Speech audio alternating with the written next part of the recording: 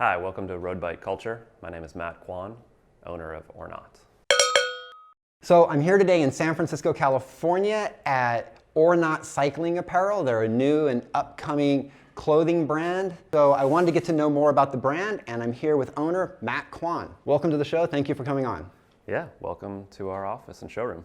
So how did you get into bike riding? I got into bike riding, kind of serious, actual bike riding, when I was probably 11 or 12 years old. I had a bunch of friends who were all skateboarders, and we all skated. A friend of mine got a bicycling magazine, and this was back in the 80s. I think one of the kids in the neighborhood also had like a Trek road bike. I think maybe I got to hop on it and feel how efficient it was and how fun it was to ride. And my friend kept getting these bicycling magazines, and I started to get them too, and I was like, oh wow, I want to get one of these. I actually had a paper route at the time. I grew up in Milwaukee and I was delivering papers. I saved up paper route money and bought a Trek 400. After I got it, I realized how much fun it was to ride and how fun it was to go fast. And this was also kind of at the time of Greg LeMond and him winning the Tour de France. And so, he was on TV and, he was winning and he had these cool aero bars, and I was like, I need those. And I got the aero bars and I was like, this is so much fun. That kind of sealed the deal. I was pretty into it. So when did you start racing bikes?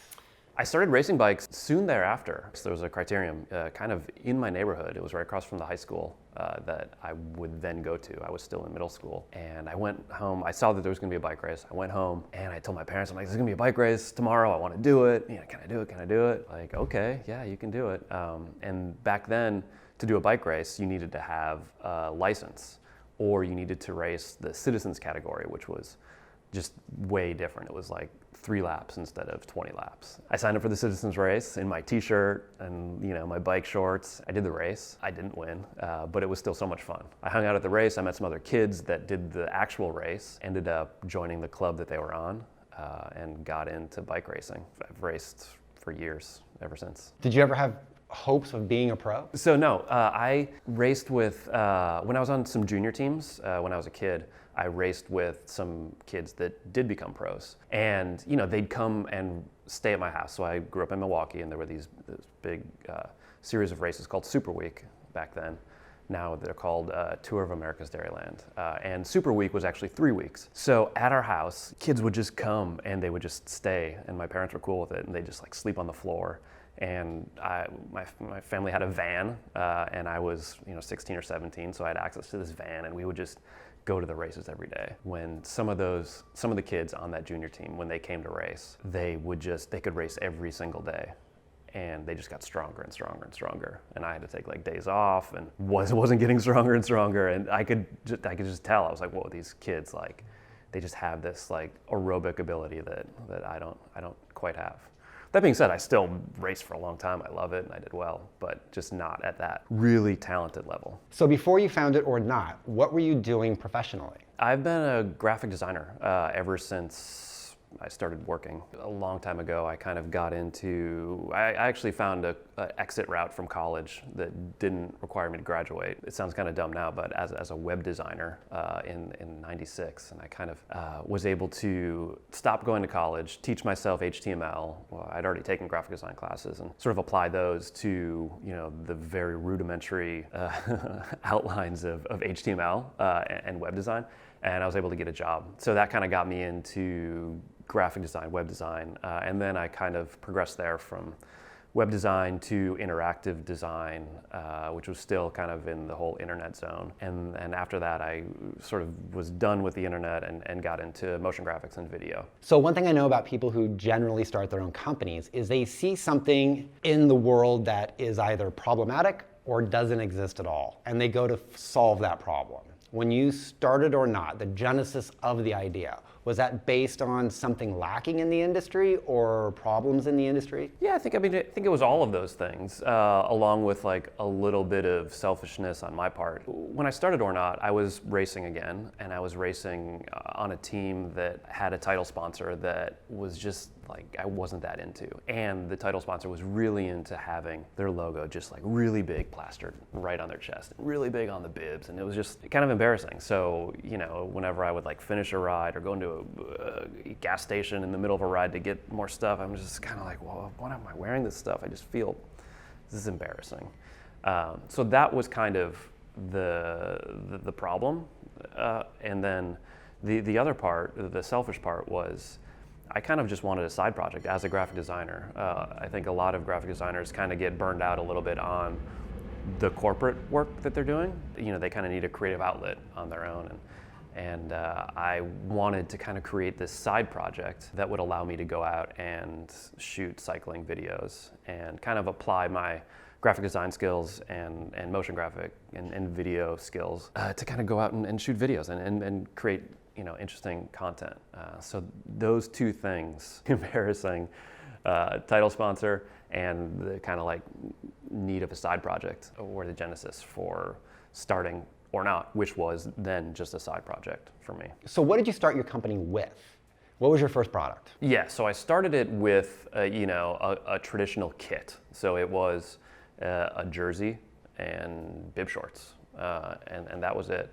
However, when I started this, even though this was kind of like a side project, a little pet project, as I was developing the identity and just kind of like doing all of the background work to kind of like get this sort of like side project off the ground, I still did all of the groundwork to make it a real company. You know, I had to, you know, register as a business and blah, blah, blah, and just do all of like the kind of tedious stuff to set it up as a company. So as I was doing that, it became more and more real. So the name Ornot, everybody's asked that question, I'm sure. Yeah. So is Ornot a Latin word that means something completely different? You're actually pronouncing it wrong. It's Ornot, and it's a French French word. No, Ornot was, so when I was developing the branding and kind of like, I played around with, you know, a bunch of different words and sort of phrases and just, you know, what would this sort of side project be? I wasn't happy with any of them. You know, I still have it to this day. I have this, you know, Illustrator files of all of these different words and different typesets and just logos, and none of them really were working for me. And I typed in, you know, I had all of these on here and I was like, Ornot, you know, like these could work, you know, Ornot. And then I was like, oh yeah, Ornot, like that, Ornot would be great, because I still didn't know exactly where this project would go. Like, is it gonna be an art project or not? Is it gonna be just cycling or not? I don't know. Like, this could be, you know, pretty open-ended. And I was, from there, I was just like, yeah, or not. Like, that could definitely work. And then the other part that was always at the center of the project that I was working on was to have, you know, minimal branding, right? Because I had this team kit with like these ugly logos and they were so big, and I was like, I'm gonna make cycling clothing with no logos on it. And if there is a logo, it's gonna be so small that maybe you can't even see it. So I was like, you could make the logo bigger or not. You could be a rolling billboard or not. And so now you're in San Francisco, you have your own shop. Yeah. And so the company's obviously doing well. Yeah, we sell bike clothes. Yeah.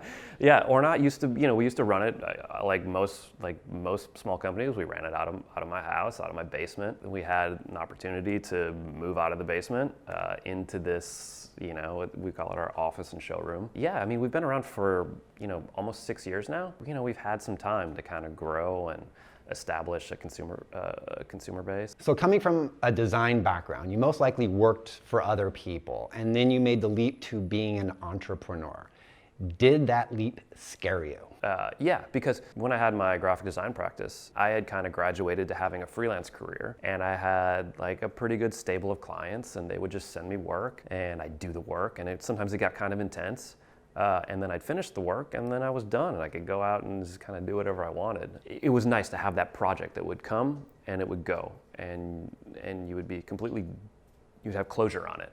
Whereas now, you know, the project never ends. It just gets bigger and bigger and bigger, and it grows and grows. Are you happy with the size of the company now? Are you looking to expand it, get bigger, more global, compete with the larger brands? Yeah, I mean, you know, obviously, yeah, we're looking to grow, and we've been kind of working on that for the past couple of years. Last year, we expanded into Europe a little bit.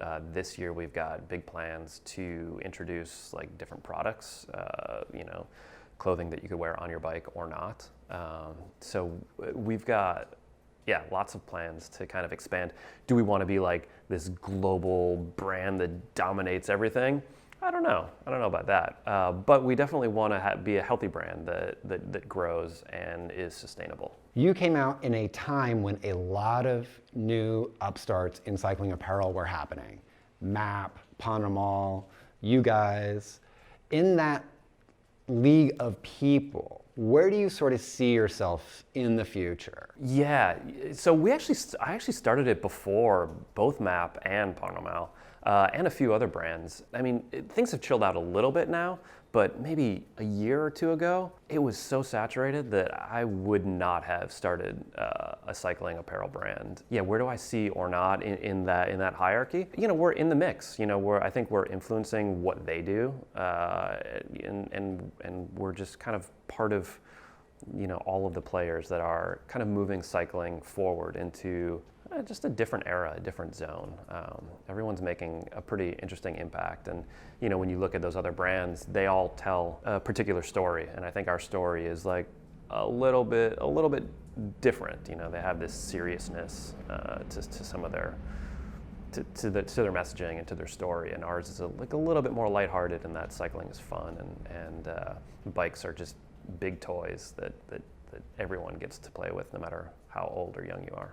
I saw a video of yours on YouTube where you and a bunch of your friends rented or used the electric bikes by Ford, and you went up Hawk Hill, one of the most prestigious climbs probably on Strava. Right. So I can't take credit for organizing that.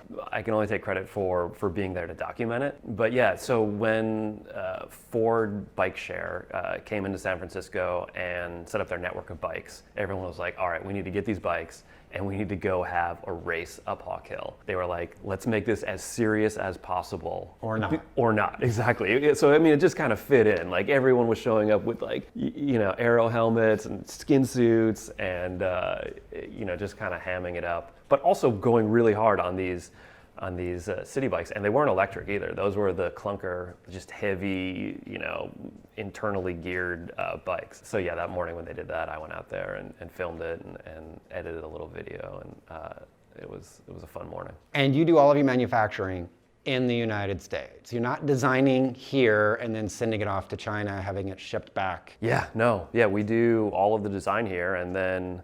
And then our sewing facilities, for the most part, are in California. So, you know, often we drive to the sewing facility to have meetings with people, sometimes to go even pick up the product. Some stuff we make here in San Francisco. But yeah, it's kind of cool to have everything close. It makes some things a little bit easier. Well, I think that just about covers it. My interview with Matt Quann, owner of Ornot Cycling. If you like this episode, give it a thumbs up. If you're new to my channel, hit that subscribe button. And as always, I'm on Instagram, I'm on YouTube, I'm on Facebook, I'm on Twitter. And until the next time, I hope to see you out there on the road.